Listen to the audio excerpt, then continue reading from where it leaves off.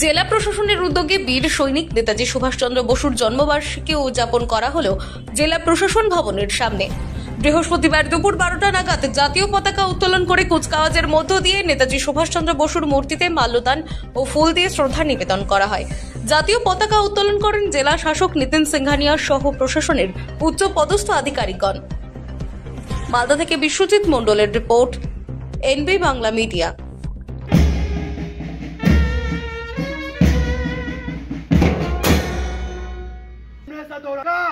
उतार टोपी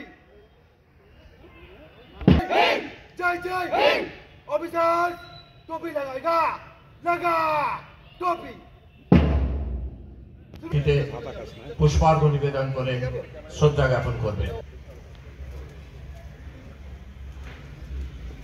নমস্কার। আজ ভারতের স্বাধীনতার ইতিহাসের এক কিংবদন্তি বীর সংগ্রামী নেতাজি সুভাষচন্দ্র বসুর 128তম জন্মদিন।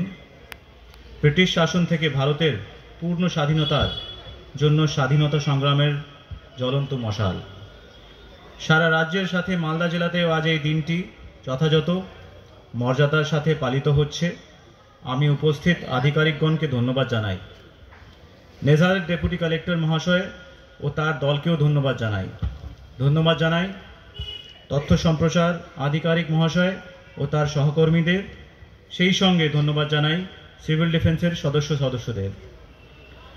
তরুণ যুবক যুবতীরা যাতে নেতাজির আদর্শ ও ভাবধারার প্রতি দীক্ষিত হয়ে রাজ্য তথা দেশের কাজে আত্মনিয়োগ করে এই আশা রাখব।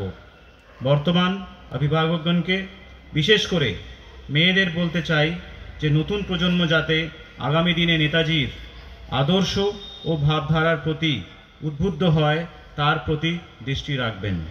আপনারা সকলেই সুস্থ থাকুন, ভালো থাকুন।